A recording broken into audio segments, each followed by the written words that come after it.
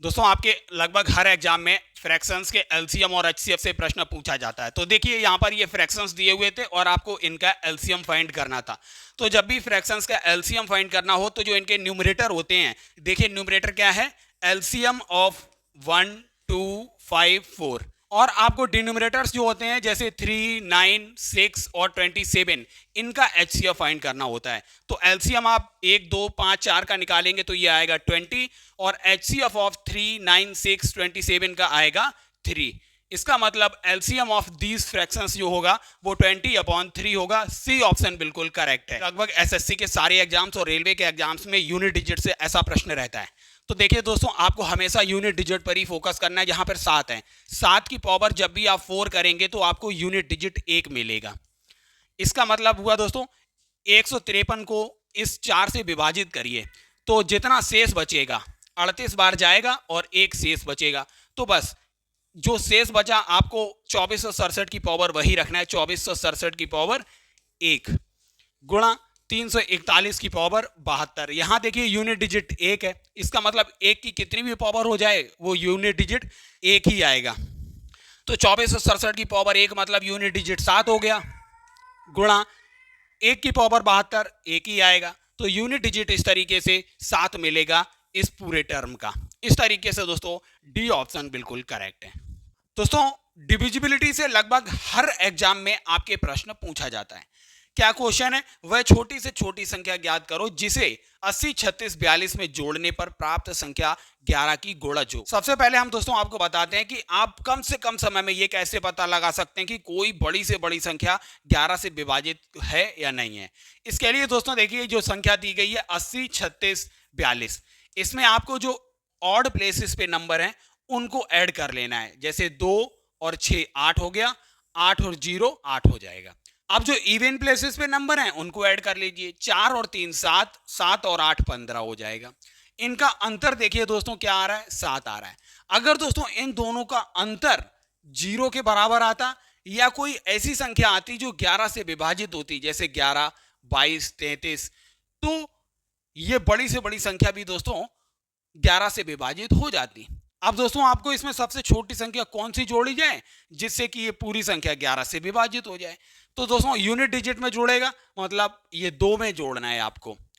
Unit digit में जोड़ने का मतलब आप इसे डायरेक्टली 8 में जोड़ के रखे देखिए। देखिए एक अगर 8 में जोड़ेंगे तो ये 9 हो जाएगा।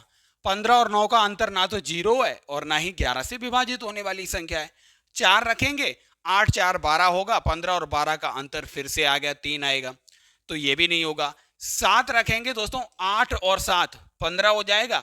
यहां भी देखिए 15 हो गया और यहां भी 15 हो गया, 15 माइनस 15 0 हो गया। इसका मतलब दोस्तों सबसे छोटी से छोटी संख्या 7 है जिसे इस संख्या में जोड़ने पे यह संख्या 11 से पूर्णतः विभाजित हो जाएगी। दोस्तों आपके एसएससी और रेलवे के जितने भी एग्जाम्स होते हैं लगभग सब में इस टाइप का प्रश्न एक ना एक पूछा जाता है। दो संख्याओं का एचसीएफ आपको दिया था, एलसीएम दिया हुआ था 8 और 48। यदि इनमें से एक संख्या 24 है तो दूसरी संख्या आपको बतानी थी। तो जो दो संख्याओं का गुणनफल होता है x इंटू बाई, वो किसके बराबर होता है, इन दो संख्याओं के एलसीएम और एचसीएफ के गुणनफल के बराबर होता है। एलसीएम दोस्तों यहां पर दिया हुआ था 48 और एचसीएफ दिया हुआ था 8।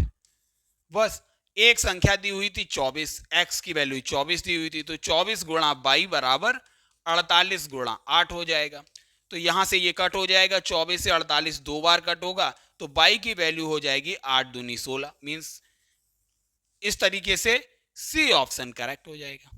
ये प्रश्न पूछा जाता है, किसी दूध वाले की एक टंकी में 75 लीटर दूध है और दूसरी टंकी में 45 लीटर दूध है। उस बड़े से बड़े बर्तन की माप क्या होगी जो दोनों टंकियों के दूध को पूरा पूरा माप सके। दोस्तों याद रखिए इस केस में जब भी बड़े से बड़े बर्तन की माप पूछी जाती है तो हमेशा हाईएस्ट कॉमन फैक्टर निकाल लेते हैं जो संख्याएं दी होती हैं। संख्याएं क्या थी दोस्तों, 45 लीटर और 75 लीटर दूध था। आप इनका एचसीएफ निकालेंगे तो आपको आंसर मिल जाएगा, 45 और 75 का एचसीएफ आएगा 15 लीटर। इस तरीके से सी ऑप्शन बिल्कुल करेक्ट हो जाएगा। दोस्तों टाइम एंड वर्क से आपसे एसएससी रेलवे के हर एग्जाम में यह प्रश्न पूछा जाता है, पी कोई कार्य का 1/4 भाग 10 दिन में करता है। तो दोस्तों देखिए पी जो है 1/4 भाग 10 दिन में करता है। तो पूरा काम करने में कितना टाइम लगेगा, 4 का मल्टीप्लाई इधर कर दीजिए, तो एक काम पूरा करने में 40 दिन लग जाएंगे। क्यू देखिए दोस्तों कितना दिया हुआ है, 40% भाग 40 दिन में करता है। 40% का मतलब इसे 100 से डिवाइड कर दीजिए, कितने दिन लगते हैं, 40 दिन लगते हैं। तो एक काम करने में कितना लगेगा, एक पूरा काम करने में समय लगेगा 40/40 गुणा 100, 40 से 40 कैंसिल, तो 100 दिन लगेंगे। अब आर को देखिए दोस्तों, 1/3 काम पूरा करने में 13 दिन लगते हैं। तो एक काम पूरा करने में कितना लगेगा, 3 से इधर मल्टीप्लाई करिए, 13 3 39 दिन लगेंगे।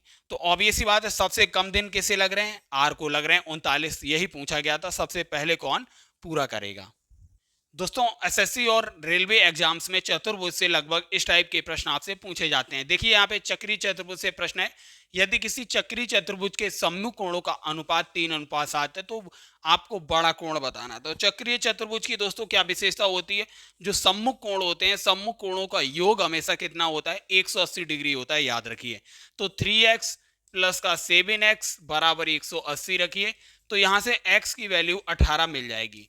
इसका मतलब दोस्तों 18 3 54 पहला कोण हो जाएगा, और 18 7 126 डिग्री जो है दूसरा कोण हो जाएगा। इस तरीके से बड़ा कोण पूछा गया था, तो सी ऑप्शन करेक्ट हो जाएगा, 126 डिग्री।